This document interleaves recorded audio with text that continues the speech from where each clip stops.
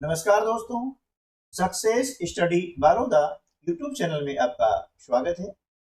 आज के इस वीडियो में हम लेकर के आए हैं नेशनल मेंस का मेरिट स्कॉलरशिप एग्जाम के लिए मेंटल एबिलिटी यानी मानसिक योग्यता के कुछ महत्वपूर्ण प्रश्न।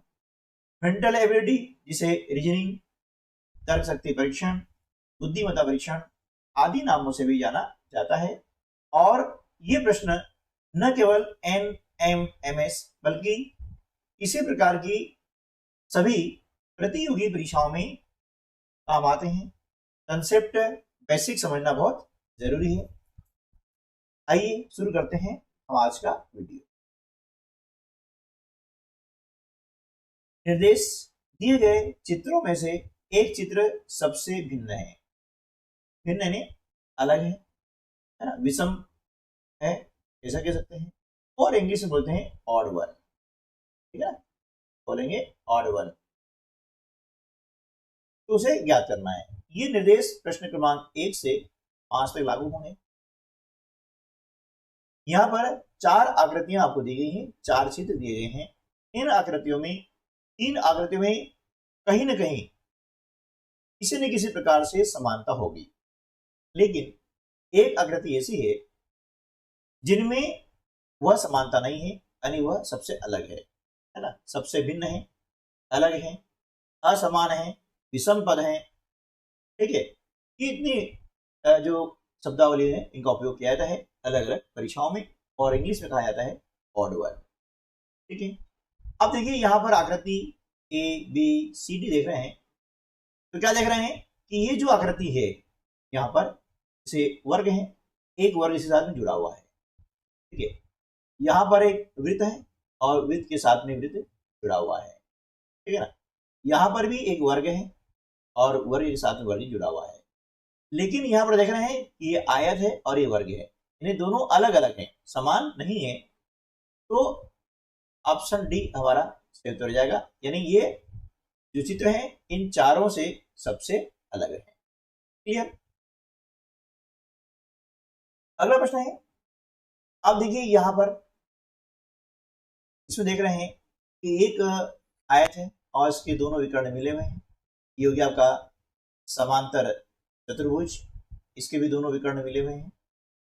ये एक आयत है और इसके जो आमने सामने भुजाएं हैं इसके मध्य बिंदु को मिलाया गया है। ठीक है, तो क्या होगा कि यहां पर जो है आप देख रहे हैं कि तीनों ही आकृतियों में इनके विकर्णों को मिलाया गया है, जबकि आकृति सी में है ना, आकृति सी में क्या है, विकर्ण नहीं है बल्कि भुजाओं के मध्य बिंदुओं को मिलाया गया है। हम देख रहे हैं एक दूसरा कारण और भी है, ये पहला कारण हो गया है, ऑप्शन सी हमारा सही उत्तर हो जाएगा। एक इसमें भिन्नता और भी है, क्या है कि देखिए इन सभी आकृतियों के बीच में आप देख रहे हैं त्रिभुज बन रहे हैं, बन रहा है, ये त्रिभुज है, ये है, ये है, यहां पर भी त्रिभुज बन रहे हैं। ठीक है, यहां पर भी त्रिभुज बन रहे हैं, लेकिन यहां पर हम देख रहे हैं कि वर्ग बन रहे हैं। ठीक है, तो इस दृष्टिकोण से भी यह आकृति सबसे अलग है। अगला प्रश्न है प्रश्न क्रमांक 3। इसके अंदर 4 आकृतियां आपको दी गई है, उनको ध्यान से देखें और समझें कि इनमें से सबसे अलग कौन सी है। तो हम देख रहे हैं कि देखिए ये त्रिभुज है, ये वृत्त है, ये क्या है आपका आयत है, वर्ग भी कह सकते हैं, तो ज्यादा डिफरेंस नहीं है। ठीक है, लेकिन ये देखते हैं कि ये जो आकृति है ये अर्धवृत्त है, यानी ये देखिए ये पूर्ण वृत्त हो गया है, इसका आधा हिस्सा है, ये भी पूर्ण आकृति है, ये भी पूर्ण आकृति है, सीधी सी बात है। तो यहाँ पर विकल्प जो बी है ये हमारा सही उत्तर होगा। क्यों होगा? क्योंकि ये एक अर्धवृत्त है और बाकी जो आकृतियां हैं, शेष आकृतियां हैं, वे पूर्ण है। प्रश्न क्रमांक 4, देखिए इसके अंतर्गत भी 4 आकृतियां आपको दी गई है, उन्हें ध्यान से देखें और 3 आकृति में कहीं ना कहीं कोई समानता है, लेकिन एक आकृति में समानता नहीं है। इसका सही उत्तर हो जाएगा ऑप्शन सी। क्यों होगा उसको समझेंगे, क्योंकि हमें सीखना है, रटना नहीं है, और सीखने के द्वारा ही इस परीक्षा में सफलता अर्जित कर सकते हैं। अब देखिए यहाँ पर ये जो प्लस का चिन्ह लगा हुआ है ये युग्म में है, युग्म मतलब जोड़े में है। यहाँ पर गुणा का चिन्ह है, ये भी जोड़े में है। जोड़ा मतलब दो का समूह, उसे हम जोड़ा कहते हैं, पेयर। यहाँ पर देखिए ये जो चिन्ह है इसका युग्म है, इसका भी युग्म है, ठीक है ना। यहाँ देख रहे हैं कि ये जो चिन्ह है गुणा का, इसका युग्म है। युग्म यानी जोड़ा, पेयर, है ना। युग्म यानी क्या होता है, इसको साधारण भाषा में बोलते हैं जोड़ा, और इंग्लिश में इसे कहा जाता है पेयर, ठीक है ना। इसका भी यहाँ पर पेयर विद्यमान है, ठीक है। अब देख रहे हैं यहाँ पर ये जो प्लस चिन्ह है इसका तो युग्म है, जोड़ा है, बट यहाँ पर ये क्या है, मल्टीप्लाई का चिन्ह है और ये प्लस का है, यानी गुणा का, और ये धन का है, जोड़ का है, तो ये युग्म नहीं है। इस कारण से ये आकृति जो क्या हो गई, ये सबसे अलग है, विषम हो गई है, भिन्न हो गई है। क्लियर। अगला प्रश्न है, देखिए यहाँ पर भी चार आकृतियां दी गई है, इनमें जो तीर के निशान दिए गए हैं, देखिए इनको ध्यान से कि इनमें तीन आकृति में कहीं ना कहीं कोई ना कोई समानता है, लेकिन किसी एक आकृति में वो समानता, देखिए यहाँ पर हम देख रहे हैं ये तीर का चिन्ह, ये तीर का चिन्ह अलग अलग है, यहाँ पर भी अलग अलग है, यहाँ पर भी अलग अलग है, लेकिन दोनों एक ही तरफ है ये, इसलिए आकृति जो सी है ये सबसे अलग हो जाएगी और हमारा सही उत्तर हो जाएगा, क्योंकि इन दोनों के हेड है ना, देखिए ये पास पास में है, क्योंकि इनके हेड अलग अलग है, दूर दूर है, यहाँ पर भी है, यहाँ पर देखिए है ना दूर दूर, इस प्रकार से। तो इस आधार पर हमारा जो ऑप्शन सी है वो सही उत्तर होगा। प्रश्न क्रमांक 6, दक्षिण जिस प्रकार उत्तर पश्चिम से संबंधित है उसी प्रकार पश्चिम किस से संबंधित है।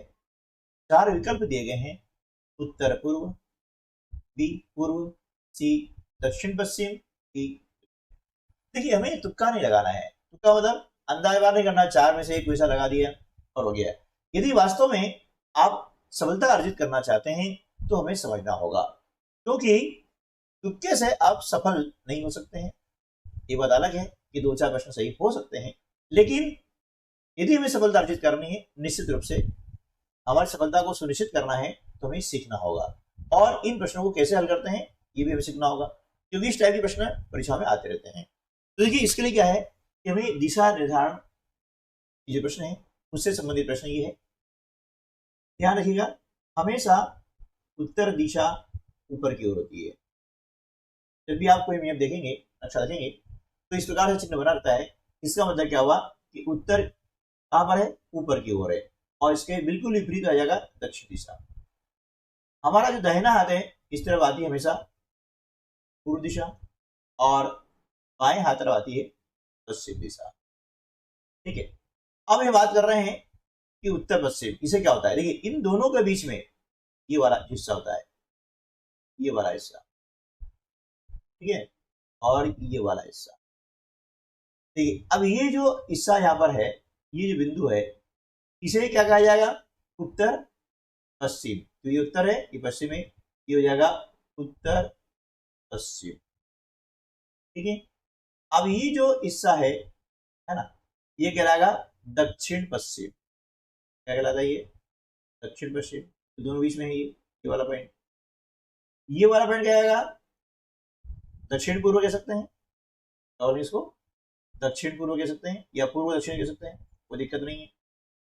इसे बोलेंगे उत्तर पूर्व, और इसको उत्तर पूर्व या पूर्वोत्तर, एक ही बात है, पूर्वोत्तर बोलते ना, मतलब ये वाला हिस्सा गया, ठीक। ये दिशा का हमें क्या होना चाहिए। अब प्रश्न को हल करेंगे, ठीक है। आप देख रहे हैं कि दक्षिण जिस प्रकार उत्तर पश्चिम से संबंधित है, दक्षिण कहां पर है, ये देखिए ये आपका दक्षिण है, ठीक है। ये वाला पॉइंट क्या हो गया आपका, दक्षिण वाला हो गया, ये देखिए। अब यह किससे समझ आए, उत्तर पश्चिम, कहां है उत्तर पश्चिम, ये है, देखिए ठीक है उत्तर पश्चिम। तो किस बार समझ जाए, देखिए यहां पर हम देखते हैं कि ये जो उत्तर पश्चिम है और ये दक्षिण है, इन दोनों के बीच में जो कोण बन रहा है वो कितना बन रहा है, 135 डिग्री का। देखिए जरा, क्योंकि यहां से यहां तक यानी दक्षिण से पश्चिम तक ये बन रहा है आपका 90 डिग्री का, और ये बन रहा है 45 का। 90 और 45 कितना होता है? 135 डिग्री होता है। ठीक है, अब इसी प्रकार से पश्चिम किससे संबंधित है? अब पश्चिम यहां आ गया। ठीक है, अब यहां पर दिया है उत्तर पूर्व और दक्षिण पश्चिम दिया हुआ है। देखिए दक्षिण पश्चिम तो पास में आ गया है, ये हो नहीं सकता है। ठीक है, ये उत्तर पूर्व है, ये उत्तर पूर्व कैसे है? देखिए ये पश्चिम और ये उत्तर, इसके बीच में बन रहा है 90 डिग्री का कोण बन रहा है और 45 हो गया। 90 और 45 कितना हो गया? 135 डिग्री, इसलिए सही उत्तर क्या जाएगा? उत्तर पूर्व। ठीक है, तो इस प्रकार इसको हमें देखना है और प्रश्न को 100% सही करना है। अगला प्रश्न है, यदि किसी कूट भाषा में 1 2 3 4 को TATC लिखा जाता है, तब 5 6 7 8 को उसी भाषा में इनमें से किस प्रकार से लिखा जाएगा? देखिए ये प्रश्न जो है कोडिंग डिकोडिंग का है, इसका पहले मैं वीडियो अपलोड कर चुका हूं, इसके प्रश्न आते हैं। अभी हमने मॉडल पेज पर 1 और 2 आपके लिए उपलब्ध करवाए हैं, उन्हें आप हल करें, सीखें। उसमें हमने टाइमर लगाया हुआ है ताकि आपको उस समय के अंदर हल करना आ जाए। अभी समय है हमारे पास में, डेली प्रैक्टिस करें, सीखें और बेसिक कंसेप्ट को आप याद रखें। देखिए अब यहां पर 1 2 3 4 को क्या लिखा गया है?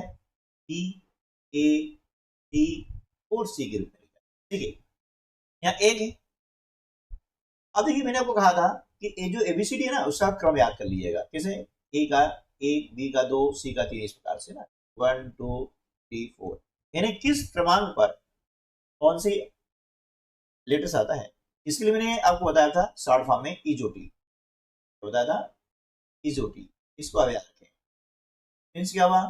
EJOT यानी 5 10 15 20 25, यानी E का स्थान 5वां है, J का 10वां है, O का 15 है, T का 20वां हिस्सा है स्थान है और Y का 25वां स्थान है। ठीक है, तो इससे भी इसके आसपास में आप जो है आराम से काउंट कर सकते हैं, है ना। ये इसका सूत्र है, ये शॉर्ट फॉर्म है, याद रखने का। चलिए देखिए, एक में एक जोड़ा तो 2 आया, 2 मीन्स क्या हुआ? B। ठीक है ना, B का दूसरा स्थान है। अब ये 2 में से 1 घटाया है, देखिए तो A आया है, 1 घटा दिया, माइनस कर दिया। अब C 3 में 1 जोड़ा तो D आया और 4 में से 1 घटाया तो C आया। मतलब क्या हो रहा है? एक जोड़ रहे हैं, दूसरा घटा रहे हैं, फिर जोड़ रहे हैं और फिर घटा रहे हैं। ठीक है, तो इसी प्रकार से हम क्या करेंगे, यहां पर 5 6 7 8 के लिए जोड़ रहे हैं, मतलब 5 है, 5 में 1 जोड़ेंगे कितना हो जाएगा? 6, और 6 स्थान किसका आ रहा है? F का आ रहा है, क्योंकि 5 तो E है, F आ जाएगा इसका स्थान। ठीक है, अब घटाएंगे, 6 में से 1 घटाएंगे कितना आएगा? 5, और 5 के लिए आ रहा है E आ रहा है, याद है ये मैंने E लिखा। इसी प्रकार से 7 है, इसमें से हमने क्या किया, है ना, देखो यहां घटाया, अब यहां जोड़ेंगे 8। अब 8वें स्थान पर क्या जाएगा? H लीजिए, 8 में 1 घटाएंगे क्या आएगा? 7, और 7वें स्थान क्या आ जाएगा? E। अब देखिए FEHG कहां पर है? FEHG ऑप्शन सी में है। क्या होगा? ऑप्शन सी हमारा क्षेत्र होगा। इसलिए इनमें हम संबंध ज्ञात कर रहे हैं, है ना। ध्यान रखिएगा, जो ABCD है यानी अल्फाबेट है, इसके जो क्रमांक हैं उनका सीरियल नंबर है, वो अच्छे से याद कर लें। और ये आपको लिखा मैंने EJOT, इसके द्वारा भी आप याद कर सकते हैं। आज की वीडियो में बस इतना ही, मिलते हैं अगले वीडियो में, तब तक के लिए नमस्कार, जय हिंद।